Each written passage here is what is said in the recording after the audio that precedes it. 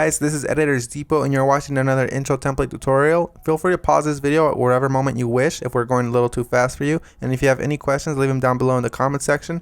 We always reply to every single comment, and if we're away for a minute, just go ahead and comment down below and there's very friendly people that will help you, guaranteed. It's important to remember that this is a pre-made tutorial that we've carefully selected and approved because we noticed that it works the exact same way. If you have any questions, comments, or it's just not working for you, just leave a comment down below and we'll get back to you, guaranteed. Now this tutorial requires both Adobe After Effects and Cinema 4D.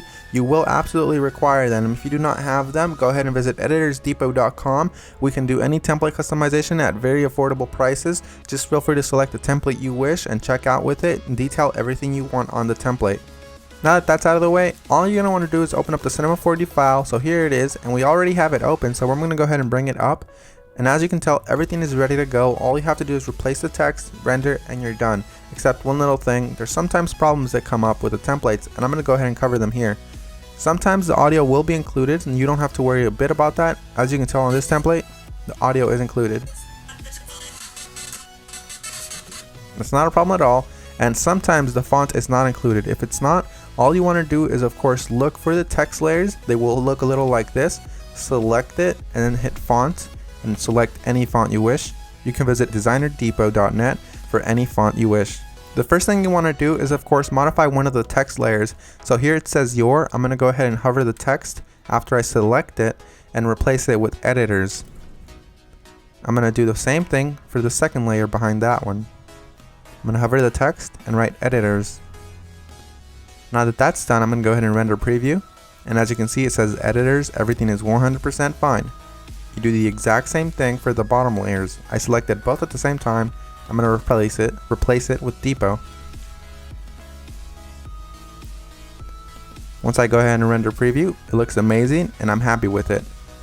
I'm 100% happy with the colors because it's red and Editors Depot is red. But if you're not happy with the colors, you can simply come down below, double click it, and make any modifications you wish. Whether it's make it green, make it blue, or blend it all together and make a little purple. I'm going to go ahead and keep it this way, and I'm going to go ahead and go to my render settings now. Once you're in the render settings, you're going to want to make sure that your width and height is set to 1920 x 1080 if you have a very good computer or decent computer and you have time. If you have a slow computer and you probably don't have that much time, you make sure you set it 1280 by 720. You want to make sure you tick all frames, and then you go to save. You make sure it's as a PNG sequence for a faster render that does not reduce quality at all. And you want to make sure you select file here. Make sure you make a folder for this one render sequence that's alone and empty. Mine is template render, and I'm going to name my every single sequence render. You close that and you begin the render. While it finishes rendering, I'm going to go ahead and open up my Adobe After Effects file and go ahead and get started with that for you guys. As you can see, that says that there's two files missing, so I'm going to go ahead and find them for my computer. So I'm going to wait for it to load, and as you can see, it says here that the audio is missing.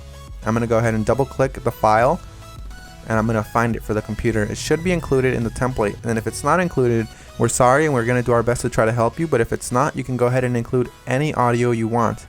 As you can see here, it's not included, so I'm going to go ahead and just drag in one of my copyright-free files that I have in my library.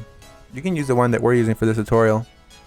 Another really quick tip you can actually follow is just close this, right click the file, and go to rename. You can actually copy the entire name if it still has the original name of the song. Then you go back to YouTube, you paste that there, and you download the file from there. You want to make sure it's copyright free and you're not breaking any laws though.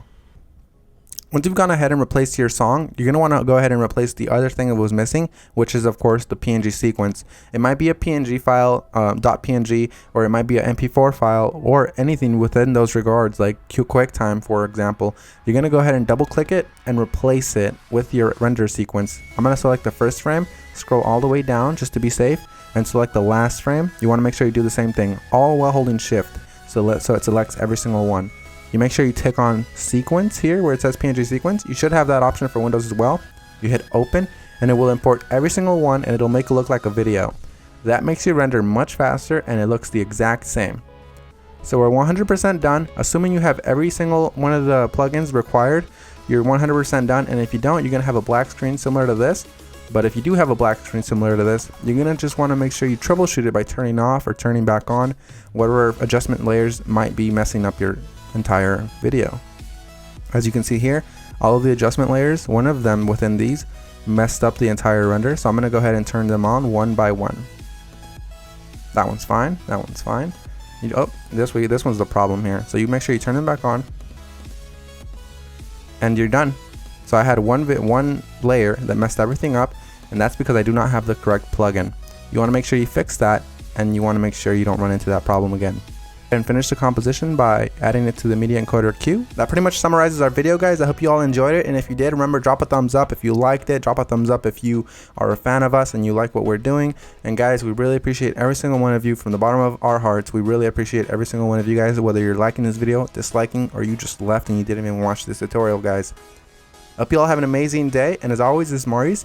Visit EditorsDepot.com for any customization of templates, and have an amazing day. Take care, guys.